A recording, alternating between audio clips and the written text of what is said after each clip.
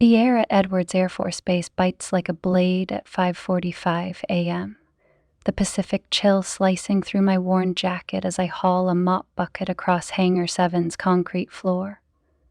The California dawn hasn't cracked the horizon yet, and the only light comes from the sodium lamps buzzing overhead, casting my shadow long and jagged like a broken wing. My hands, raw from yesterday's bleach scrub, sting as I grip the handle, the cold metal searing my palm. I'm Evelyn, and this is my life now. Reduced to grease stains and spilled coffee, a far cry from the cockpit I once called home. The laughter starts before I even see them, a low, cruel chuckle that echoes off the hangar's steel walls. Lena's voice cuts through first, sharp as a fighter jet's afterburn. "Look at her go, boys." Edward's finest janitor, scrubbing for the real heroes. My gut twists, but I keep my eyes on the floor, where a coffee spill spreads like a taunt. I used to belong here. 10 years ago, I was Spectre, call sign earned in the X-77's cockpit, my hands steady on a flight stick that felt like an extension of my soul. I flew prototypes no one else dared touch, broke altitude records, and pushed jets past limits engineers swore were unbreakable. Now, I'm the ghost of that woman, invisible except when someone needs a mess cleaned. Lena, my brother Ethan's widow, Major Lena Hargrove, strides into view, her polished boots clicking with purpose. She's flanked by 2 lieutenants, their smirks barely hidden. Her clipboard gleams under the lights, a prop for her performance. "Not authorized for tactical repairs anymore, are you, Evelyn?" she says, loud enough for the techs in the back to hear. "Just floors, right? Best to keep unstable types away from anything that flies." The word unstable lands like a missile. Laughter ripples through the hangar. Pilots, mechanics, even the guy I once trained to read telemetry. My jaw locks, teeth grinding so hard I taste copper. The mop handle creaks under my grip, but I don't look up. I won't give her the satisfaction. The rag in my pocket brushes my hip, oil-stained and frayed, a relic from Ethan's last flight. I was supposed to wash it, maybe burn it, but I couldn't. It's all I have left of him, of the day they pinned his crash on me.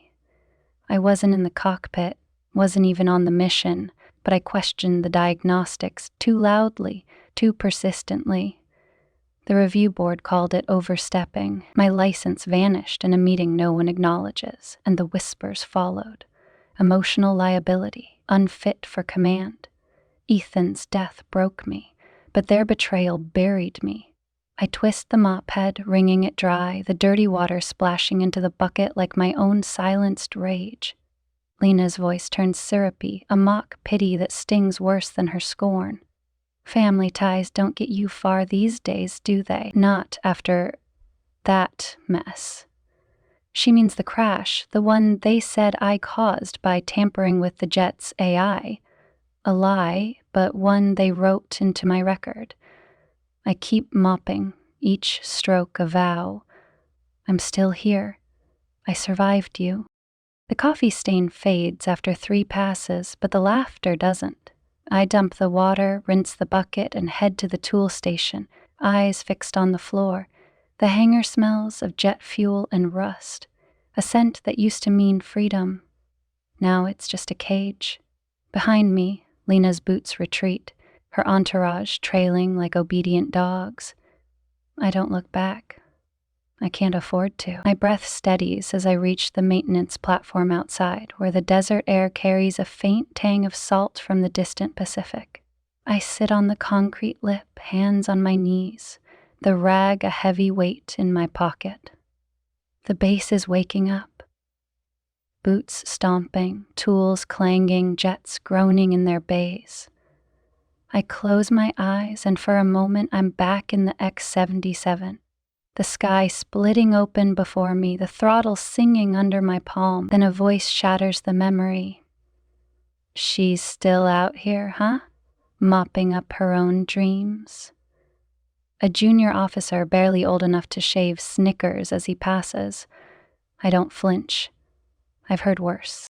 The siren hits at 6:30, a high-pitched wail that rips through the base like a gunshot. It's not a drill. This one's urgent, jagged, the kind that sends birds scattering from the roof beams. My heart kicks into gear, years of training snapping my body to attention before my mind catches up. The mop clatters to the ground, water sloshing over my boots. Voices crackle over the comms, frantic and clipped. Shadow 1 is unresponsive. The hangar doors rumble open and the ground crew sprints toward the tower. I stand, frozen, the bucket at my feet, as officers shove past, their radios screaming. A $400 million 0-cent stealth jet, a prototype I helped build, is in the air, unmanned, its pilot. My brother Ethan, I know it in my bones. Likely unconscious from a G-lock. The base is a hornet's nest, commanders barking orders, techs scrambling to shut down the test grid. But there's no override clearance. Not since Ethan's crash tightened protocols. I'm still gripping the bucket's edge when the storage shed behind me groans, its rusted frame buckling under a gust of wind. Before I can move, the roof collapses, metal beams crashing down. I dive forward, my shoulder slamming into the concrete, pain exploding through my arm. Shards of corrugated steel rain around me, one slicing my forearm, blood welling hot and fast. I scramble to my feet, heart pounding, the sirens still shrieking. The shed's wreckage blocks the path to the hangar, but I climb over, ignoring the sting of torn skin. Inside, chaos reigns. Monitors blaze, radios spit static, officers huddle around a display showing Shadow 1 spiraling at 40,000 feet. I edge closer, unnoticed, my janitor's jacket blending into the background. 3 minutes to altitude failure, a tech says. If he drops below 15K, he's done. Commander Holt, buzz-cut and bulldog-faced, chews a toothpick like it's holding his sanity together. No telemetry. AI is locked out. He's going down. That's when it hits me clear as a cockpit HUD. I'm the only one who can fly it. The X-77's test chassis with its dual-axis torque wings was my domain. I trained on it, memorized its quirks, its temper, the way it stalls in crosswinds. They strip my license, but they can't erase my muscle memory. I step forward, my boots loud against the floor, and say, "I can fly it." The room goes quiet, then laughter breaks out. Sharp and disbelieving, Holt turns, his eyes narrowing. "Evelyn? You still here?" His tone drips with dismissal, like I'm a stray dog begging for scraps. I point at the screen, where Shadow 1's diagram pulses red. That's the X-77 prototype. I know its weight balance, its stall patterns. I can bring it down. A young lieutenant snorts. "You haven't flown in a decade, lady." Holt crosses his arms. "You don't have clearance to breathe in this room, let alone fly a jet worth more than this base." My voice drops, steady, lethal. "That jet has my brother in it. You let me fly, or you lose him and your career." Holt's jaw tightens, his toothpick snapping. The room waits, air thick with tension. Outside, a fuel cart breaks free, its wheels screeching as it barrels toward the hangar. I hear it before I see it, the roar of metal on concrete. Instinct kicks in. I leap aside, the cart missing me by inches, crashing into a crate of tools with a deafening clang. Sparks fly, and for a second, I smell burning oil, my heart hammering.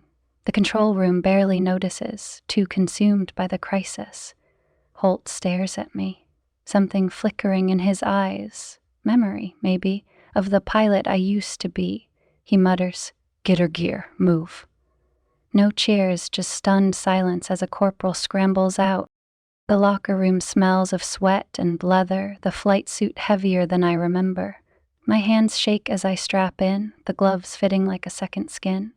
2 airmen fumble with my helmet, their glances saying they expect me to crash and burn. I don't care. The gear's weight grounds me, pulls me back to who I was. Outside, Shadow 2 waits, its sleek black frame glinting under the rising sun. Same model as Shadow 1, same flaws, same engine quirks I once tamed. The elevator platform lifts me to the cockpit, the base sprawling below, runways, hangars, and the endless desert beyond. Smoke trails streak the sky, failed drone intercepts marking the jet's path. I climb in, the canopy hissing shut, sealing me in a cocoon of steel and glass. My hands move on their own, flipping switches, checking readouts. The cockpit lights flicker, then steady. Dagger 2, I whisper, like greeting a lover I thought I'd lost. But something's wrong. A faint hiss fills the cabin, a bitter chemical scent stinging my nose. The canopy seal's faulty, leaking hydraulic fumes. My vision blurs, lungs burning as I fumble for the oxygen mask. I clamp it on, sucking in clean air, my pulse racing. The tower's voice crackles in my ear. Unidentified pilot, stand down. I ignore them, punching in my old override code. Bravo Echo 17, confirm Spectre Serial 9, engaging pursuit of Shadow 1. Silence, then a shaky reply. Code received. Shadow 1 at 37,000, dropping fast. I push the throttle, the afterburners roaring to life. The jet leaps forward, the G-forces pinning me to the seat. The fumes fade, but my head still swims, a reminder of how close I came to blacking out before I even left the ground.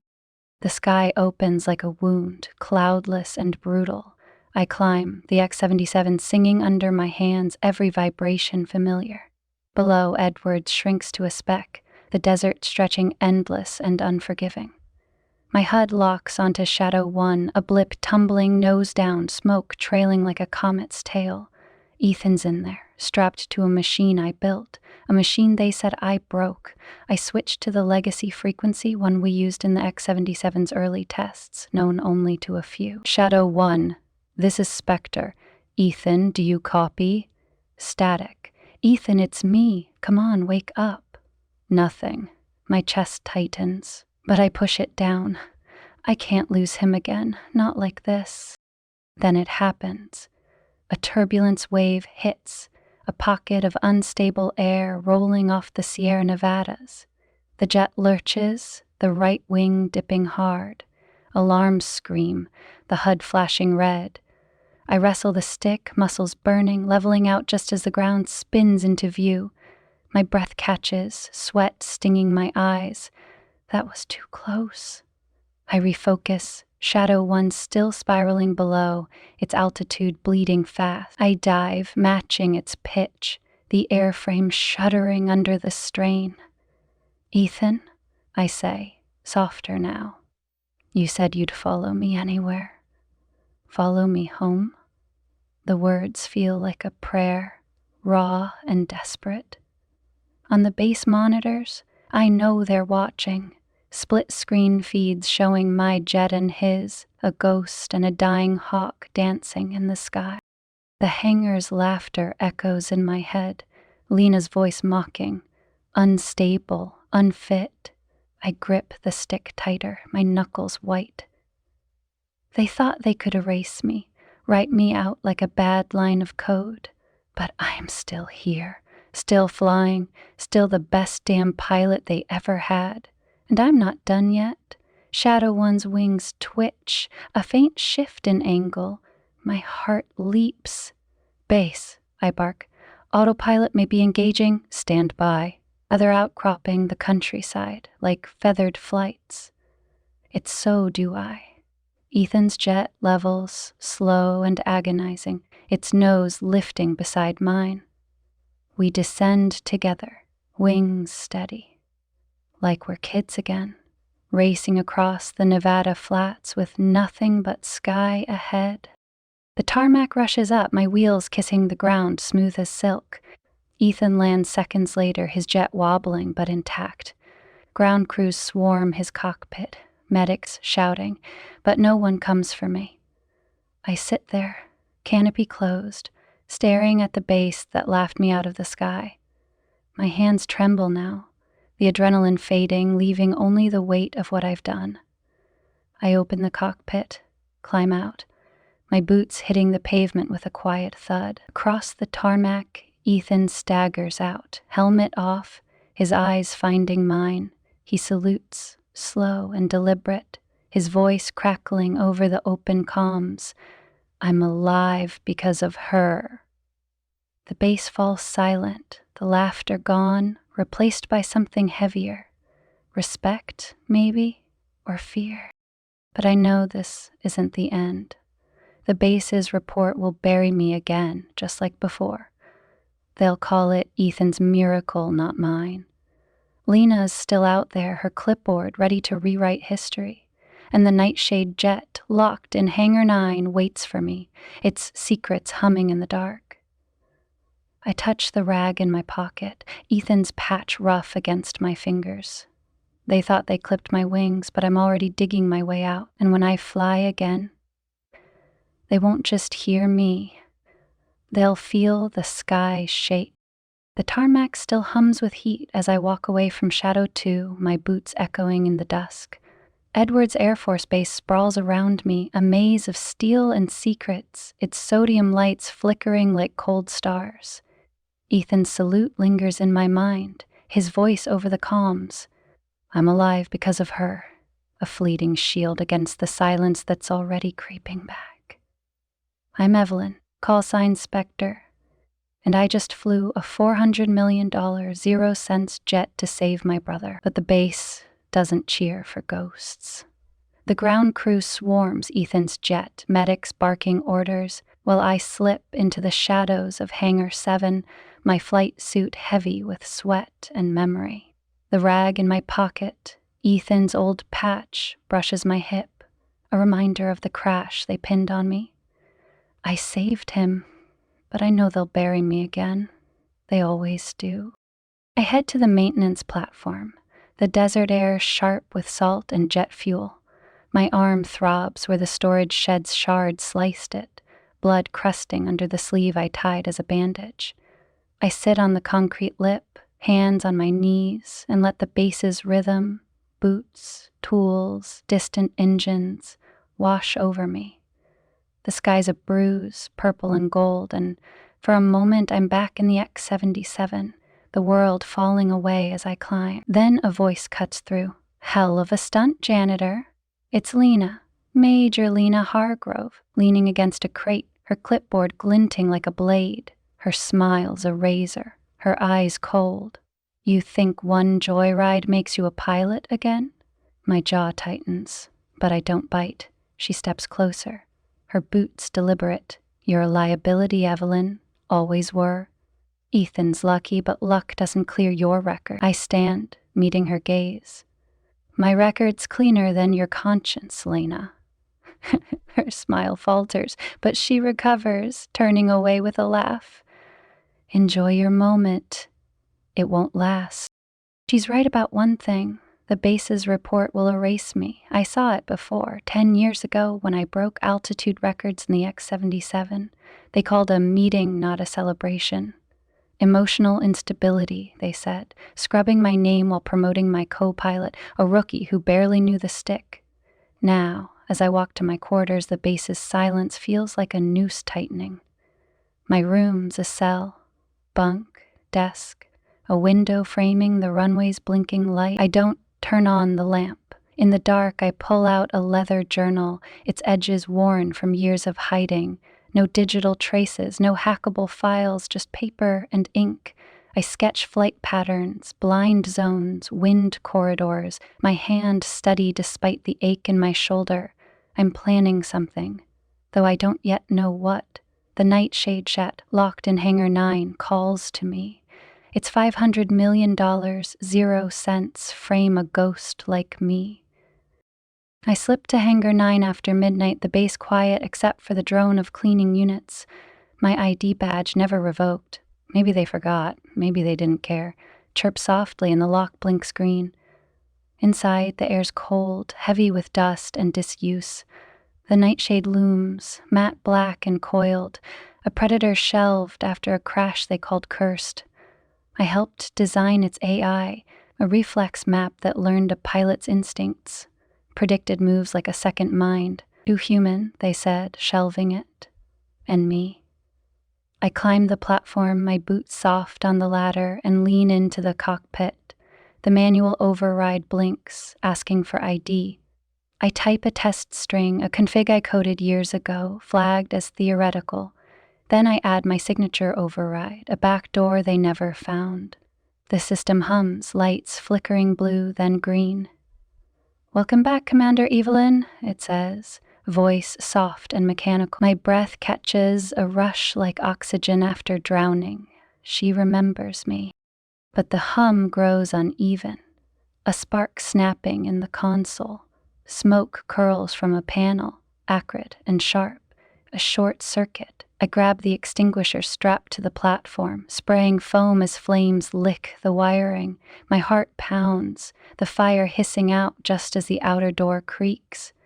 I slam the override off, the cockpit going dark, and drop to the floor, crouching behind a crate.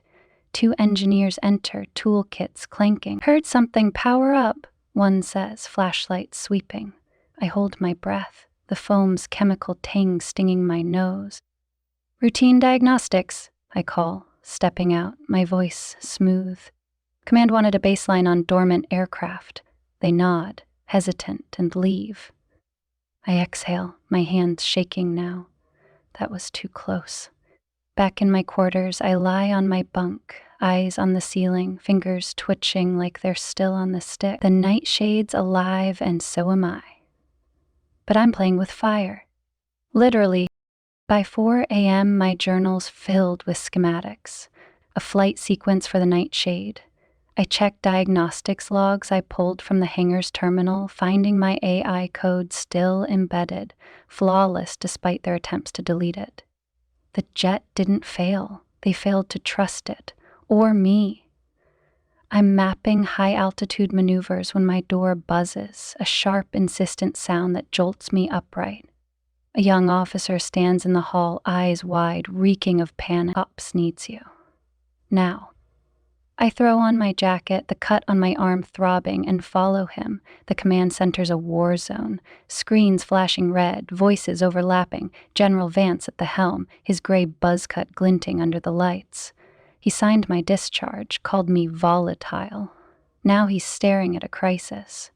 Drone Squadron 6, a $900 million zero-cents fleet, has lost control mid-demo, their AI locked out, signal jamming useless. They're veering toward civilian airspace. I step forward, my boots loud. "She's here," a tech whispers, like I'm a myth. Vance's eyes flick to my faded name tag, his jaw clenching. "I didn't authorize a civilian's presence." I don't flinch. "Then I saved you the trouble. I'm here." He scoffs. "This isn't a nostalgia trip." I tap a screen, the drone paths pulsing chaotically. "Internal AI's fried, no override response. The nightshade can fix this." Fancy laughs, bitter. "That jet's uncertified." I lean in, voice low. "Because you feared it.